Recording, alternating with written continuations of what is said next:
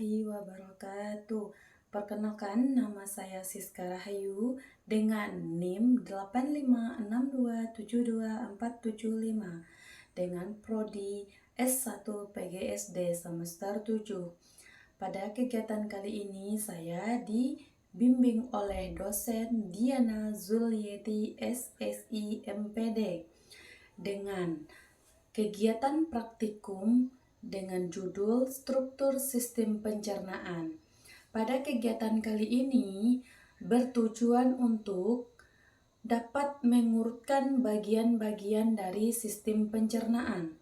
Alat dan bahan yang saya gunakan yaitu yang pertama ada gambar sistem pencernaan, kemudian ada alat tulis, kemudian cara kerja yang akan saya lakukan yaitu perhatikan gambar sistem pencernaan yang terdapat pada lembar kerja.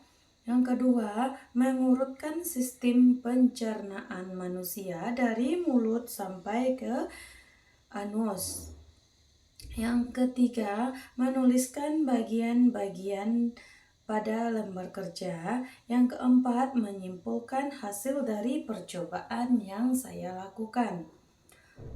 Selanjutnya, saya akan melakukan pengamatan. Yang pertama, yaitu dari rongga mulut. Mulut merupakan bagian terdepan dari sistem pencernaan manusia. Pada bagian mulut ini terdapat beberapa bagian yang penting, yaitu ada lidah yang berfungsi untuk merasa makanan, memposisikan makanan agar mudah dikunyah dan membantu makanan untuk ditelan. Selanjutnya ada gigi. Gigi berfungsi untuk mengunyah makanan yang dikonsumsi agar menjadi halus dan lebih mudah dicerna oleh usus nantinya. Ketiga, ada juga air ludah yang akan membantu menelan makanan dengan lebih mudah lagi dan juga berfungsi sebagai pelindung rongga mulut tersebut. Kemudian yang kedua kita masuk ke kerongkongan. Kerongkongan adalah lorong yang akan kita masuki atau dimasuki makanan yang selesai dikunyah di antara rongga mulut menuju lambung dan melalui proses pencernaan yang selanjutnya. Kerongkongan atau yang disebut dengan esofagus dalam melakukan tugasnya yaitu disebut dengan gerakan peristaltik yang membantu mendorong makanan yang sudah dikunyah agar masuk ke dalam lambung secara perlahan-lahan. Yang selanjutnya ada lambung. Lambung secara garis besar yaitu terbagi menjadi 3 bagian.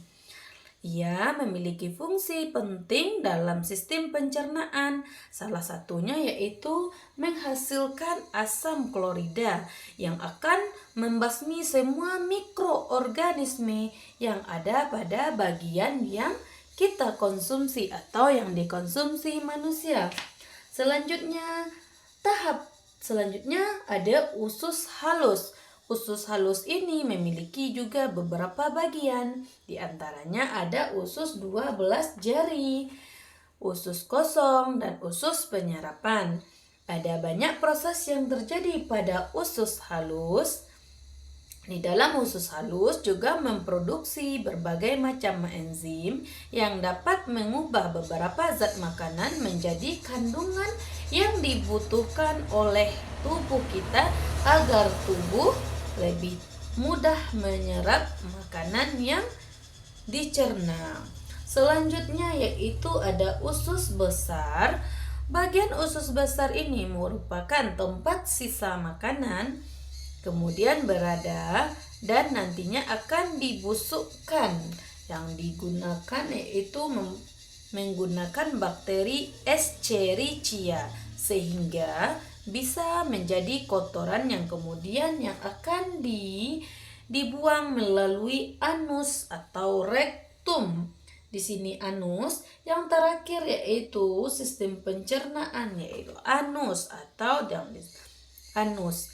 Rektum dan anus adalah Bagian usus besar inilah yang disebut dengan rektum, yang merupakan jalur yang akan dilalui kotoran menuju ke tempat pembuangan terakhirnya, yaitu anus.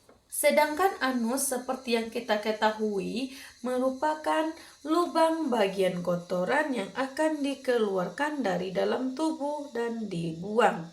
Jadi, urutan pencernaan makanan manusia yang pertama yaitu makanan akan masuk dari mulut dalam dan proses pengunyahan agar menjadi halus lalu diteruskan ke lambung melalui kerongkongan secara sedikit demi sedikit.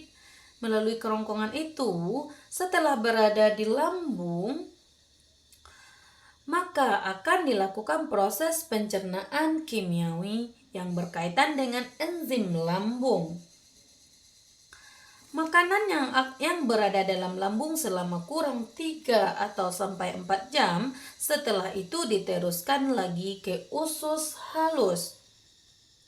Pada usus halus ini, nantinya makanan itu akan dipindahkan dari kandungan yang diperlukan oleh tubuh dan sisa makanan. Kemudian sisa makanan kembali diteruskan ke dalam usus halus dan diubah menjadi feses. Sedangkan kandungan makan yang diperlukan oleh tubuh disebar ke seluruh atau berbagai bagian tubuh yang membutuhkan.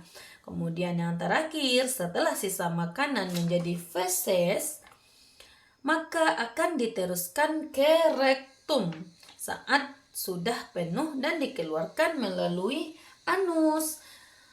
Kemudian, berdasarkan percobaan atau mengamati sistem pencernaan ini, maka dapat kita simpulkan berdasarkan pengamatan yang saya lakukan, yaitu urutan sistem pencernaan pada manusia, yaitu dari mulut ke kerongkongan, kemudian lanjut ke lambung, lalu lanjut ke usus halus, lalu diteruskan ke usus besar dan berakhir ke anus. Sekian, terima kasih pengamatan dari sistem pencernaan manusia.